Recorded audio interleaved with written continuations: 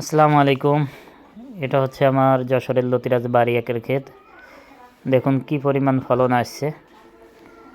আর এই ফলনটা আসার জন্য আপনাদের যেটা করতে হবে, আপনারা অবশ্যই আগে সঠিক জাতটা নির্বাচন করবেন।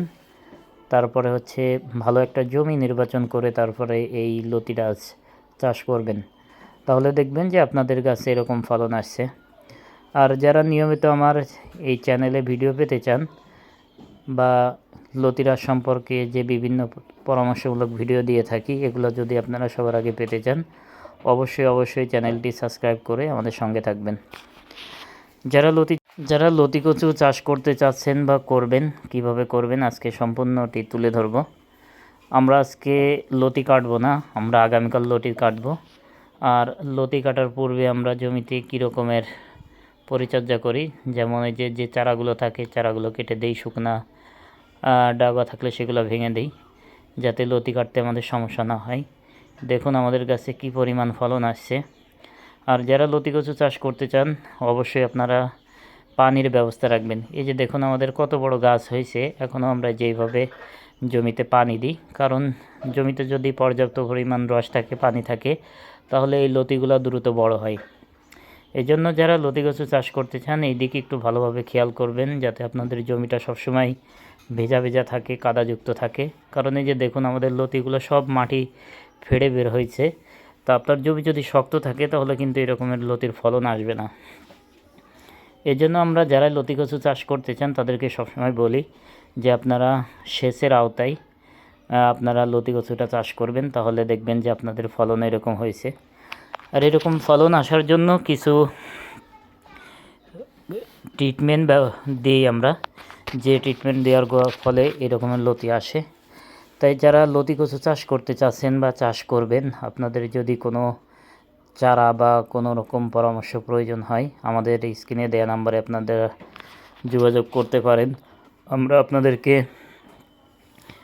যতটুকু জানি সেভাবে সঠিক পরামর্শটা দিব, তাহলে আপনারা লাভবান হবেন। আর যদি কেউ এই জাতটা চাষ করতে চান বা চারা সংগ্রহ করতে চান, আমাদের কাছে চারা আছে, আমরা আপনাদেরকে চারা সরবরাহ করতে পারবো। আর যারা অন্য থেকেও চারা নিয়েছেন, তারা যদি মনে করেন যে আপনার ক্ষেতের লতি ভালো আসতেছে না, আপনার যদি জাতটা ভালো থাকে, তাহলে অবশ্যই আমার সাথে যোগাযোগ করবেন, ইনশাল্লাহ পরামর্শ দিব, আপনার ক্ষেতেও এরকম লতি চলে আসবে।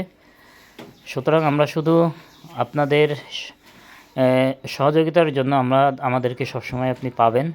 আপনি যে কোনো সহযোগিতার জন্য, আপনার ক্ষেতের ভালো প্রোডাকশন আসতেছে না বা গাছ নষ্ট হয়ে যাচ্ছে, যে কোনো পরামর্শ যদি চান, ইনশাল্লাহ যতটুকু জানি ততটুকু দিয়ে সহযোগিতা করব। কোনো দ্বিধাবোধ করবেন না, আপনারা যে কোনো প্রয়োজনে স্ক্রিনে দেওয়া নাম্বারে ফোন দিতে পারেন।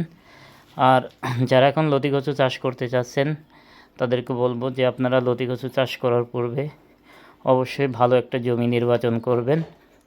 এমন জমি নির্বাচন করবেন যেখানে উন্মুক্ত রৌদ্র থাকে এবং পানি দেওয়ার ভালো ব্যবস্থা আছে, এরকম সুন্দর একটা জমি নির্বাচন করবেন।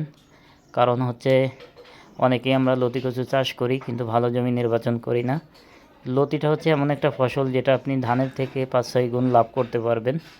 এই যে দেখুন আমাদের কাছে কি পরিমাণ লতি আসছে। আপনি এই যে আমাদের যে 33% জমি, এখান থেকে আমরা প্রতি সপ্তাহে এখন 17 থেকে 18 মণ পর্যন্ত আমরা ফলন পাচ্ছি।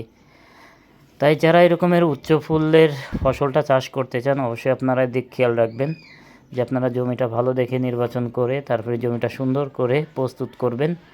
আর যদি জমিটা প্রস্তুত কিভাবে করতে হয় সে বিষয়ে জানতে হলে আমাদের সাথে যোগাযোগ করবেন, আমরা আপনাদেরকে সুন্দর করে বলে দিব। সেভাবে জমিটা প্রস্তুত করে আপনারা তারপরে চারাগুলো রোপণ করবেন, ইনশাল্লাহ দেখবেন আপনাদের জমিতে এরকম ফলন আসছে। আর যারা লতি চাষ করে লাভবান হতে পারছেন না, কী কারণে, সেগুলো বিষয়গুলো আমাদের সামনে উত্থাপন করবেন, ইনশাল্লাহ আমরা সেভাবে পরামর্শ দেবো, অবশ্যই লাভবান হবেন। আসসালামু আলাইকুম।